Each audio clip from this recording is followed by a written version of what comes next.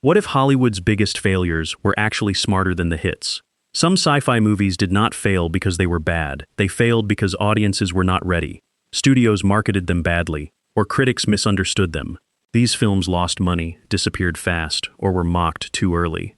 But years later, fans looked back and realized something shocking. The box office was wrong. Number 20, Titan AE 2000. When Titan AE arrived in 2000, it looked like the future of animated science fiction. It had space battles, alien worlds, hand-drawn characters mixed with digital effects, and a story about humanity trying to survive after Earth is destroyed. On paper, it should have been huge. Instead, it crashed hard. The problem was timing. Audiences were moving toward Pixar-style computer animation, while traditional animation was starting to look old-fashioned to studios. Titan AE was caught in the middle. It was too mature for very young children, too animated for adults who thought cartoons were only for kids, and too expensive to be ignored as a small experiment. But the movie itself is far more interesting than its failure suggests. It gives young viewers a huge idea. Humanity is not saved by one chosen warrior, but by memory, courage, and the need to rebuild. The visuals still have energy, especially in the ice ring chase and the strange alien designs. Its universe feels bigger than the story we see. It may not be perfect, but it is bold.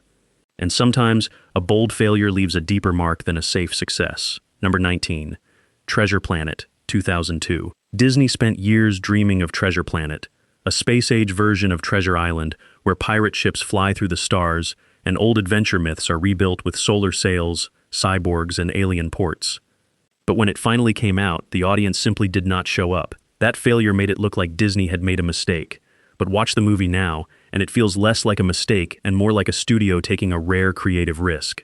Treasure Planet is not just a sci-fi cartoon. It is a coming-of-age story about a wounded boy who does not trust anyone and a dangerous mentor who becomes the father figure he never had. The relationship between Jim Hawkins and Long John Silver is the heart of the film. Silver is not a simple villain. He is greedy, charming, broken, and almost loving.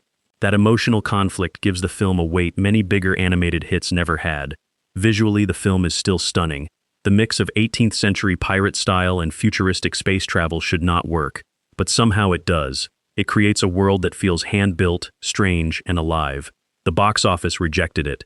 But for many fans, Treasure Planet became the Disney adventure that was too imaginative for its own time. Number 18, Pandorum, 2009.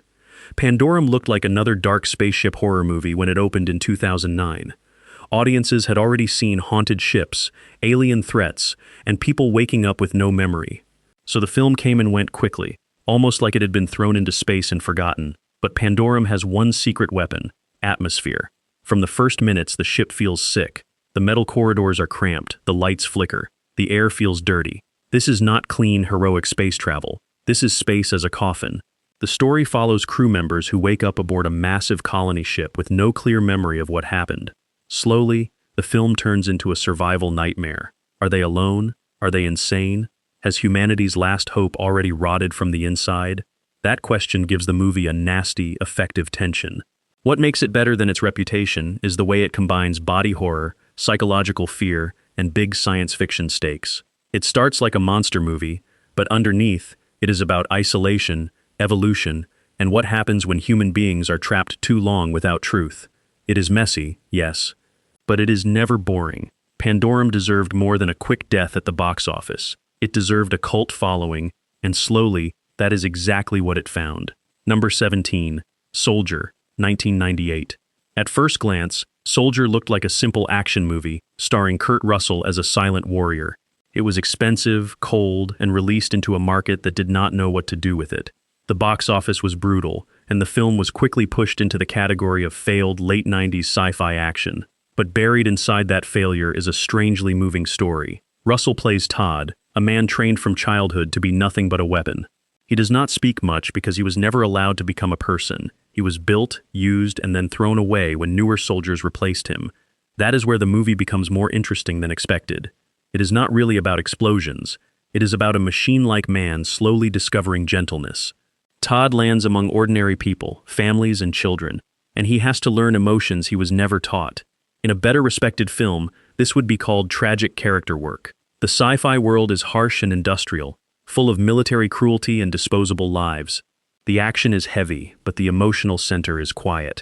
Kurt Russell does more with his eyes than many actors do with pages of dialogue. Soldier bombed because people expected a loud blockbuster.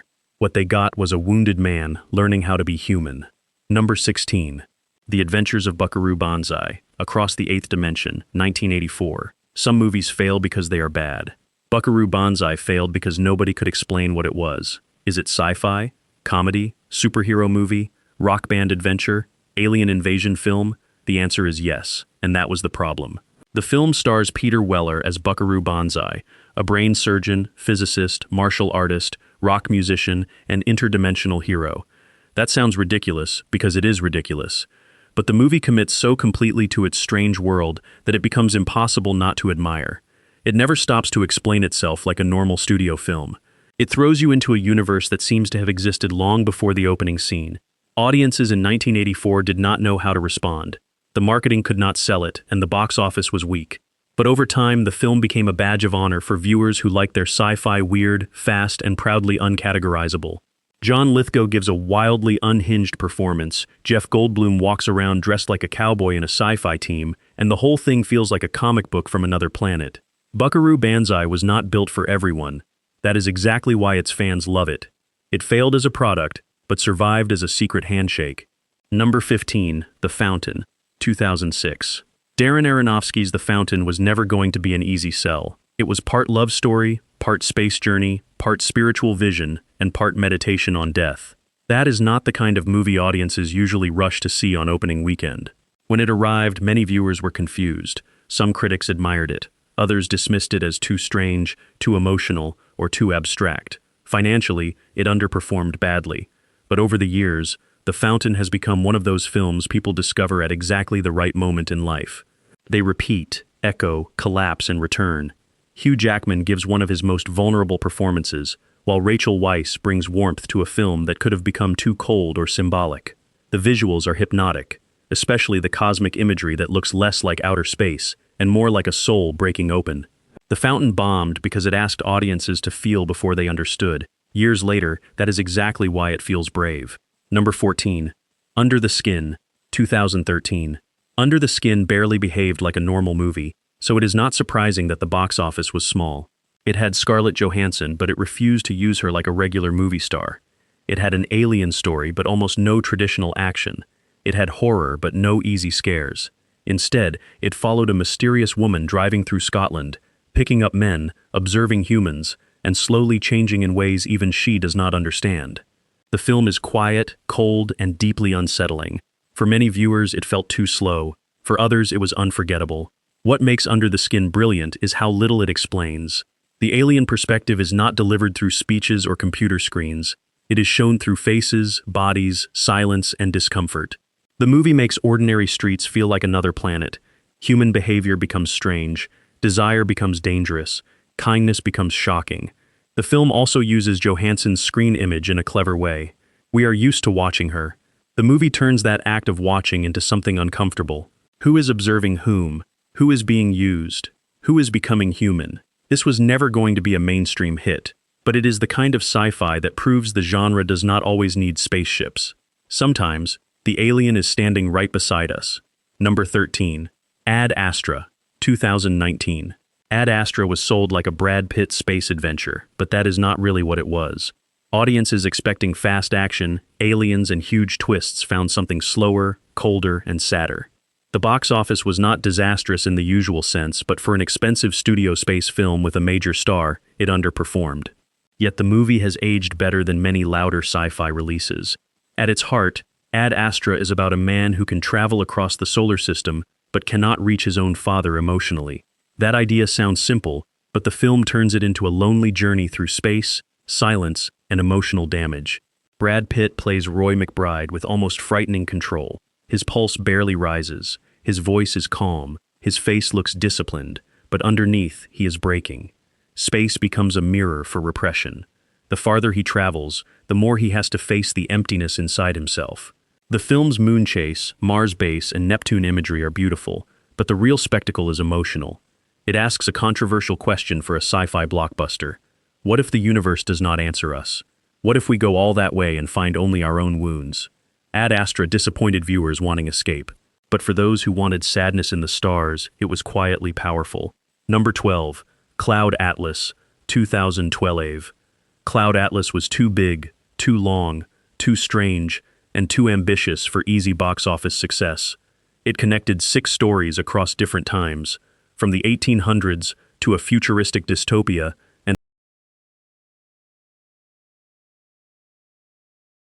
a post-apocalyptic world. Actors played multiple roles, souls seemed to move through history. Genres changed every few minutes. For many viewers, that was too much. The film was expensive, polarizing, and difficult to market. Was it sci-fi, drama, romance, comedy, historical epic? The answer was all of them, which made it a nightmare for trailers. But its failure does not erase its courage. Cloud Atlas is about how human cruelty repeats. But so does human resistance. A small act of kindness in one age becomes an echo in another. A slave helps a lawyer. A composer creates something eternal. A clone discovers freedom. A frightened man chooses courage. The movie is messy, but its heart is huge. It also dares to believe that stories matter across time. That is not a small idea. That is a massive emotional swing, and the film takes it with full force. Yes, Cloud Atlas has problems, but boring is not one of them. It is the kind of failure Hollywood rarely risks anymore. Expensive, sincere, and completely insane with ambition. Number 11. Sunshine, 2007. Danny Boyle's Sunshine had a killer idea. The sun is dying, Earth is freezing, and a crew is sent into space with a nuclear device to restart it. That sounds like a blockbuster, but the film was darker, quieter, and more psychological than its premise suggested. At the box office, it did not become the hit it deserved to be. But among sci-fi fans, Sunshine slowly became respected for its beauty, tension, and seriousness.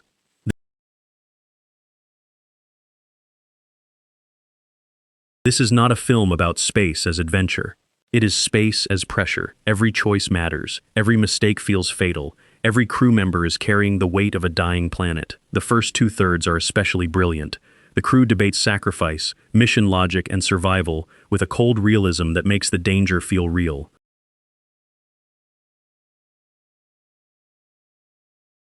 The sun itself becomes almost religious, too huge to understand, too beautiful to look at, too deadly to approach. Cillian Murphy leads the film with quiet intensity, while the ensemble gives the ship a real sense of community under stress. Even when the movie shifts into more horror-driven territory, the atmosphere remains unforgettable. Sunshine failed to light up the box office, but as a serious, visually stunning space thriller, it burns brighter now than many films that made far more money. Number 10. Annihilation, 2018. Annihilation was too intelligent, too strange, and too disturbing to become an easy mainstream hit. It had a recognizable star in Natalie Portman, but it was not a simple monster movie. It was a film about grief, self-destruction, mutation, and the terrifying beauty of change. The story follows a team of scientists entering the Shimmer, a mysterious zone where nature is being rewritten. Plants grow in impossible shapes, animals become nightmares, human identity begins to blur. The deeper the characters go, the less reality seems to obey any normal rules.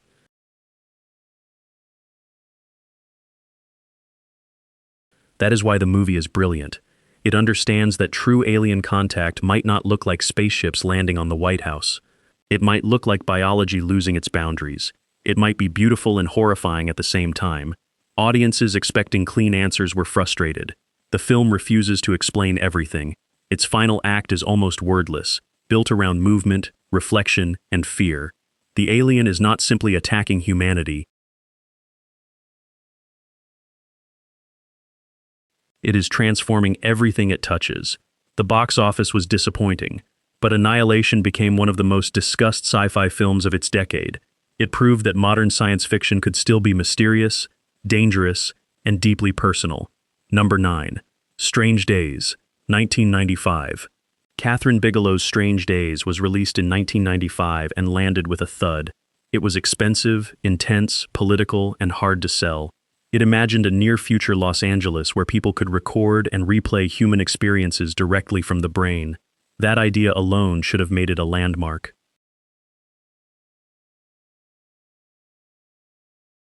Instead, audiences largely stayed away. Maybe it was too dark, maybe it was too angry, maybe it looked too much like a thriller and not enough like traditional sci-fi. Whatever the reason, the film became a box office failure. But watch it now, and it feels shockingly ahead of its time.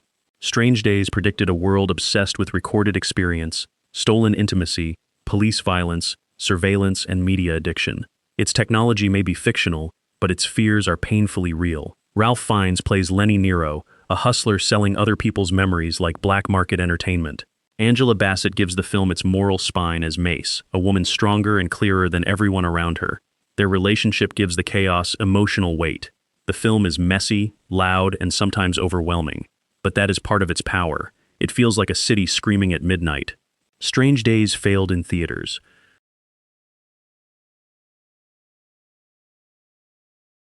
But as a warning about the future, it looks less like fiction every year. Number 8. Dark City, 1998. Before The Matrix made audiences question reality in leather coats and bullet time, Dark City had already opened the door to a darker, stranger nightmare.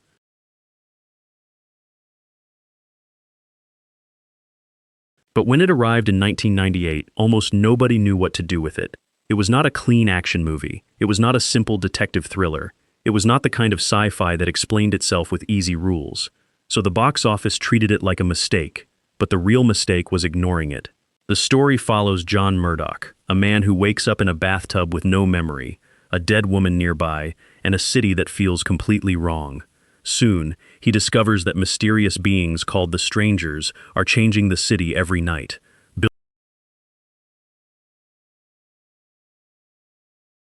Buildings rise from the ground, streets reshape themselves. People are given new memories, new jobs, new marriages, and new lives, all while they sleep. That idea is terrifying because it attacks something deeper than survival. It attacks identity. If your memories can be replaced, if your whole life can be rewritten, then what part of you is still real? The film's world is unforgettable. It looks like a nightmare version of old film noir. Endless night, wet streets, sharp shadows, and a city that never sees the sun. Alex Proyas creates a place that feels both beautiful and trapped. Dark City failed in theaters, but its ideas aged brilliantly. It was not just ahead of its time, it was standing in the future, waiting for audiences to catch up. Number 7. Gattaca, 1997. Gattaca did not explode at the box office because it did not look like a normal sci-fi event.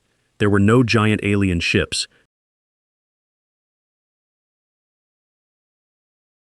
no laser battles, no loud end-of-the-world action scenes. Instead, it gave audiences a quiet, elegant future where the scariest weapon was not a gun, it was a blood test. The film is set in a world where children are genetically designed for success. Your DNA decides your job, your status, your health, and your worth. People born naturally are treated like mistakes before they even get a chance to prove themselves. That is where Vincent Freeman comes in. He is born without genetic perfection, and society tells him his dream of going to space is impossible. But Vincent refuses to accept the future written inside his body. He takes on the identity of Jerome, a genetically perfect man whose life has been broken in another way. Their arrangement becomes more than a scam. It becomes a strange, tragic partnership between two men crushed by the same system from opposite sides. Vincent has the spirit but not the genes. Jerome has the genes but not the hope.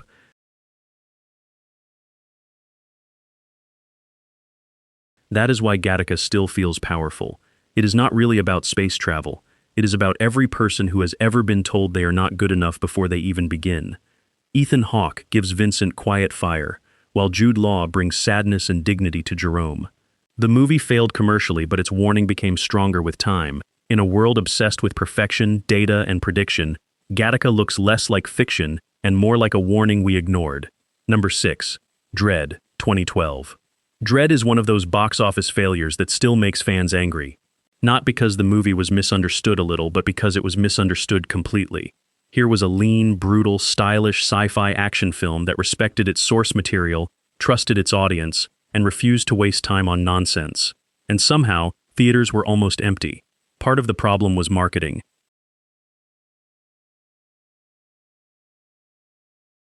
The film was pushed heavily as a 3D experience, which made it look like a gimmick instead of the hard-edged action movie it really was.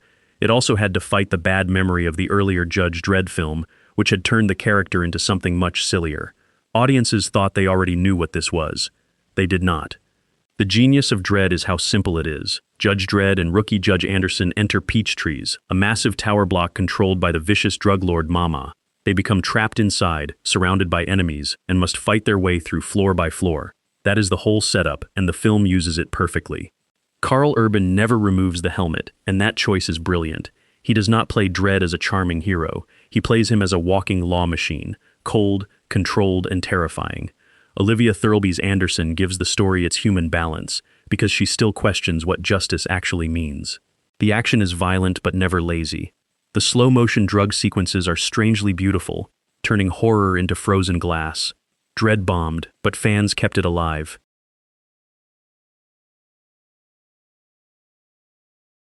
It was not too small. It was too sharp for a blockbuster world that wanted everything softened. Number 5. Children of Men, 2006. It still feels strange to call Children of Men a box office disappointment, because today it is spoken about like a modern classic. But when it first came out,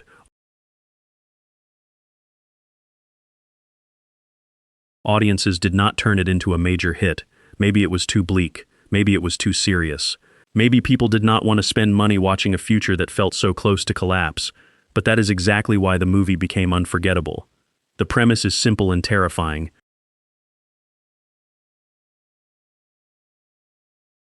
No child has been born in years.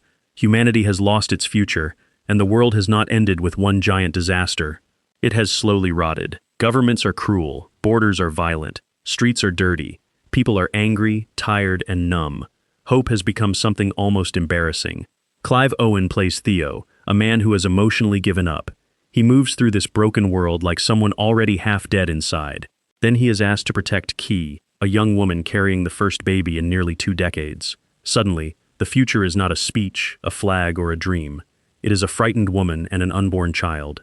Alfonso Cuarón directs the film with terrifying realism. The famous long takes do not feel like tricks. They make the viewer feel trapped inside the danger. The car ambush, the refugee camp, and the final battle feel less like movie scenes and more like footage smuggled out of a collapsing world. Children of Men was too heavy to become easy entertainment, but years later, its reputation only grows. It did not just imagine the future. It exposed the fear already sitting inside the present. Number 4. The Iron Giant, 1999. The failure of The Iron Giant is one of the strangest and saddest stories in animation history. Here was a beautifully made film with strong reviews, a huge emotional heart, and a story that could speak to children and adults at the same time. Yet when it reached theaters, it did not become the hit it deserved to be. The reason was not quality. The reason was mostly poor marketing and bad timing. Many people simply did not know the movie existed, and those who did often assumed it was just another cartoon about a robot.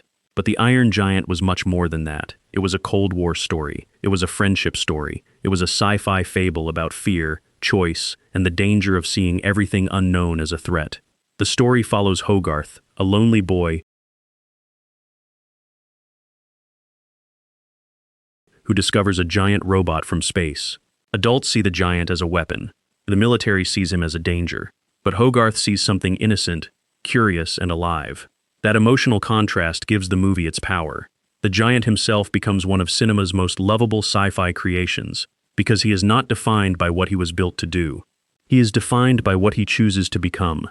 The line, "You are who you choose to be," is simple, but it hits with enormous force. The ending still destroys people because it is earned. It is not cheap sadness. It is sacrifice, love, and identity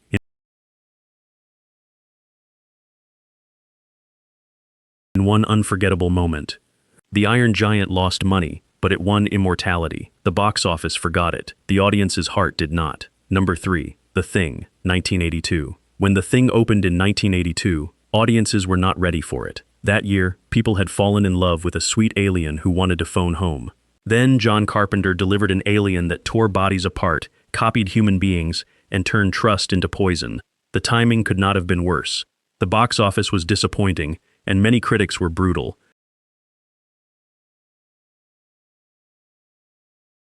Some saw it as too disgusting, too cold, too violent, and too hopeless. But time has a funny way of correcting bad first reactions. Today, The Thing is not just respected, it is considered one of the greatest sci-fi horror films ever made. The setup is perfect. A group of men are isolated in Antarctica, trapped by snow, distance, and fear. Then they discover an alien organism that can imitate any living creature. That means the monster does not have to chase them from the shadows. It can sit beside them. It can talk like them. It can wear the face of a friend. That is what makes the film brilliant. The real horror is not only the creature. It is suspicion. Once trust is gone, the group begins to destroy itself from the inside.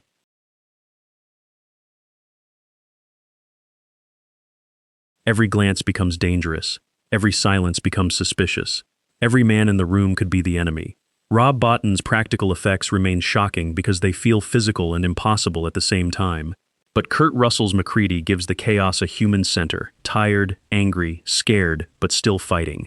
The Thing failed at first because it was too dark for its moment. Later, audiences realized that darkness was exactly what made it a masterpiece. Number 2. Blade Runner, 1982. When Blade Runner first came out, it was not welcomed like the masterpiece people call it today. Many viewers expected a fast, exciting Harrison Ford adventure after Star Wars and Raiders of the Lost Ark. Instead, they got a slow, rain-soaked philosophical detective story about artificial humans, memory, loneliness, and death. The box office response was underwhelming, and the film's reputation took years to fully recover. But once audiences had time to revisit it, especially through later cuts, Blade Runner became one of the most influential sci-fi films ever made. Ridley Scott's future Los Angeles is still astonishing. It is crowded, dirty, neon-lit, and alive with decay. Flying cars move above streets packed with people. Giant advertisements glow through endless rain. The city feels futuristic and ancient at the same time, like civilization has advanced technologically while rotting spiritually. But the real brilliance is not just the look. It is the question at the center of the film.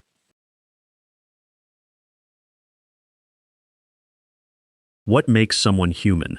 The replicants are supposed to be artificial, yet they feel the most desperate to live. Roy Batty is dangerous, but he is also tragic. He has strength, intelligence, memory, fear, and a soul-like hunger for more time. Harrison Ford's Deckard is not a clean hero. He is tired, morally uncertain, and trapped inside a system that treats life like property. That makes the film richer and more uncomfortable. Blade Runner failed to dominate theaters because it was too slow, too strange, and too thoughtful for blockbuster expectations. But the future understood it. Its influence is everywhere, from cyberpunk visuals to stories about artificial identity. The box office missed it. Cinema history did not. Number 1. John Carter, 2012. At number 1 is a film that became almost too famous for failing, John Carter. For years, people talked about its huge budget, confusing marketing, and painful financial loss more than they talked about the movie itself. It became one of Hollywood's favorite examples of a blockbuster disaster. But here is the controversial part. John Carter was never as bad as its reputation. In fact, it was a fun, sincere, old-fashioned space adventure buried under one of the worst marketing campaigns of its era. The film is based on Edgar Rice Burroughs' classic Mars stories, which helped inspire generations of science fiction and fantasy. That created a strange problem. By the time John Carter finally reached the screen, many movies had already borrowed from the kind of adventure Burroughs helped create. So instead of looking original to modern audiences, it looked familiar. People did not realize they were watching one of the roots of the genre. The story follows John Carter, a damaged Civil War veteran who is transported to Mars, known as Barsoom.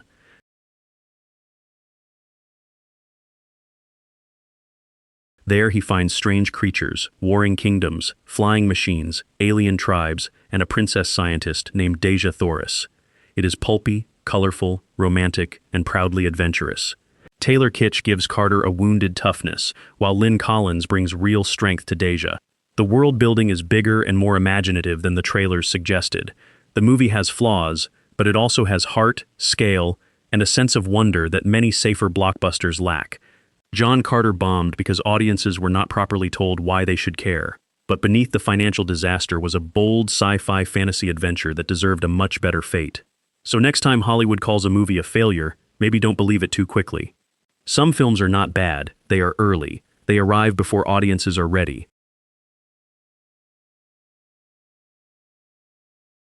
Before studios know how to sell them, and before critics know what they are seeing. These sci-fi bombs lost the money race, but many of them won the future, and sometimes that is the victory that matters most.